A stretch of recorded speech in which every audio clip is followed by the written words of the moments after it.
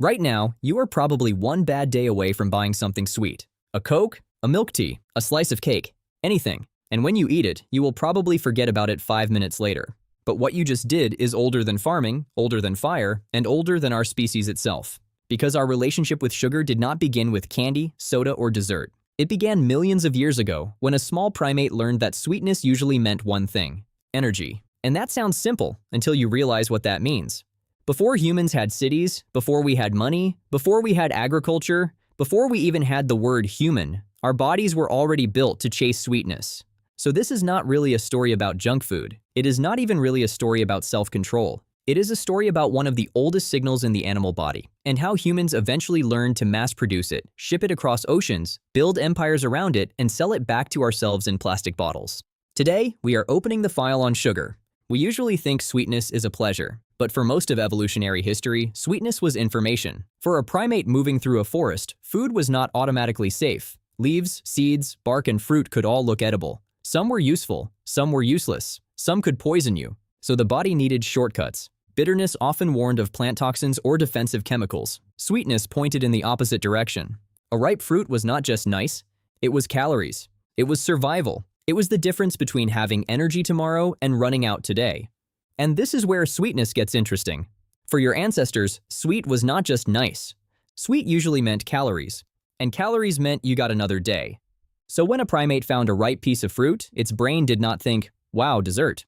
It thought, don't ignore this. In other words, sweetness is not just a flavor floating around in your mouth.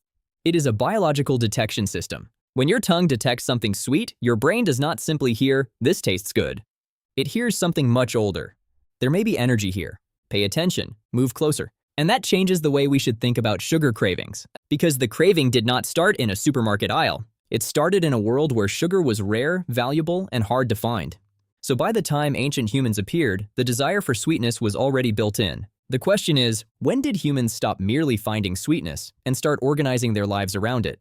Around 8,000 years ago, someone in eastern Spain left us a clue. Near Bicorp in Valencia, there is a famous rock art site often called the Spider Cave. On one of its walls is an image that looks almost impossible to forget. A human figure clings to a rope ladder or vine, pressed against a rock face, reaching toward a wild beehive. Around them are bees. No protective suit, no metal tools, no modern equipment, just a body, a rock wall, a rope, and a swarm. And what were they trying to get?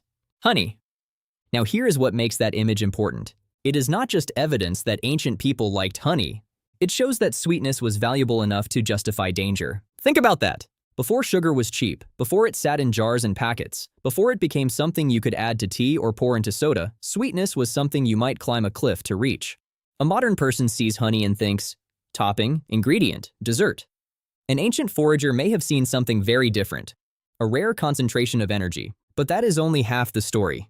Because on the other side of the world, in New Guinea and nearby islands, humans were taking a completely different approach to sweetness. They were not climbing rock walls for honey. They were beginning to manage and select a tall grass with sweet juice hidden inside its stalk. Sugarcane. This region became one of the important early centers in the domestication of sugarcane.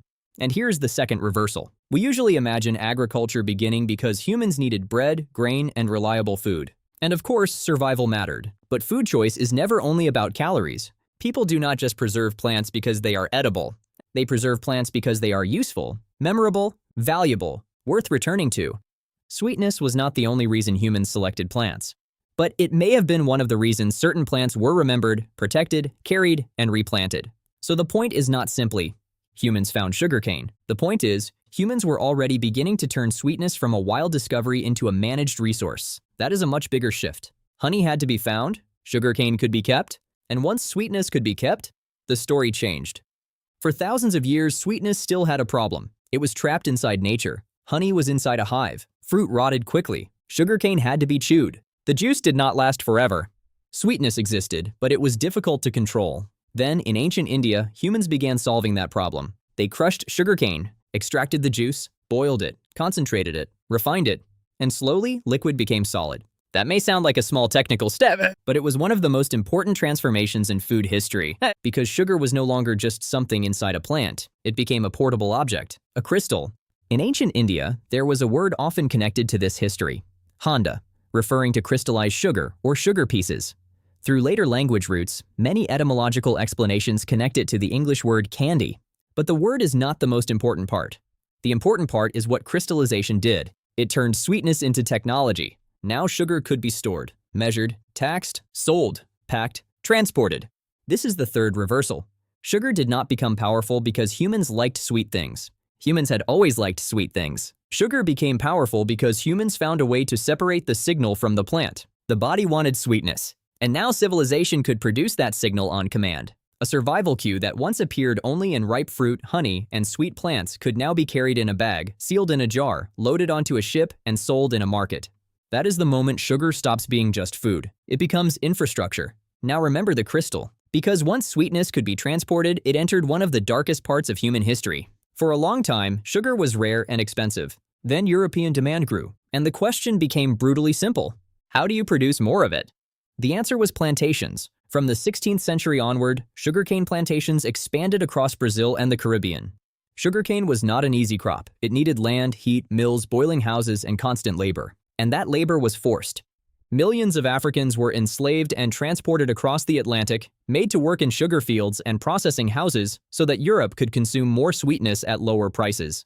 So here is the fourth reversal. Sugar did not just sit inside empire. It helped pay for it. Land became plantations. Plantations became money. Money became ships. And ships carried more sugar, more labor, and more profit across the ocean. And behind that trade were human beings whose lives were converted into labor, profit, and cheap sweetness. That is why sugar was sometimes called white gold. Not because it was innocent, because it was valuable. And then came the Industrial Revolution. By the 18th and 19th centuries, sugar was no longer only a luxury for elites.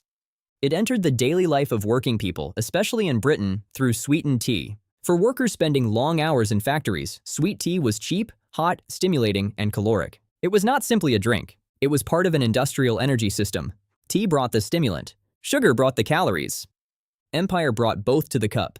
So the point is not just that people drank sweet tea. The point is that sugar became one of the small daily fuels that helped keep industrial society moving. A crystal that once signaled energy in a forest had become part of the machinery of empire, labor, and modern life. Now put the whole picture together. Millions of years ago, sweetness helped primates find energy. 8,000 years ago, humans were risking their bodies for honey and beginning to manage sweet plants like sugarcane. In ancient India, sweetness became a crystal. 500 years ago, that crystal became tied to plantations, slavery, colonial trade, and empire. During the Industrial Revolution, sugar became part of the daily fuel of working-class life. And today, you can buy it in 30 seconds. A soda from a vending machine, a milk tea from an app, a cake from a convenience store, a candy bar at the checkout counter, no climbing, no harvesting, no boiling, no empire visible, no history attached, just a sweet signal delivered instantly. And that is the final reversal. Your body still treats sweetness like a rare discovery, but the modern world treats sweetness like a product that can be manufactured endlessly. That is evolutionary mismatch. A body built for scarcity now lives inside an economy of abundance. So the next time you crave something sweet at midnight, the wrong question is, why am I so weak? The better question is, what happens when an ancient survival system meets a modern world designed to trigger it over and over again? Because humans did not just discover sugar, we learned how to extract it, crystallize it, ship it, industrialize it, advertise it, and place it within arm's reach of almost every bad day, every tired afternoon, and every lonely night. So no, this is not just about candy. It is about how one ancient signal became one of the most successful products in human history. Every time you drink a Coke, order a milk tea, or eat a slice of cake, you are not just tasting sweetness. You are touching a history that began before our species had a name for itself. The ingredients changed. The technology improved. The packaging got brighter. But the impulse is old. We just learned how to make it on purpose. If this video changed the way you think about sugar, hit like and subscribe. And tell me in the comments, what is one thing in your life that you know is hard to quit, but you keep coming back to anyway? We will keep digging in the next episode.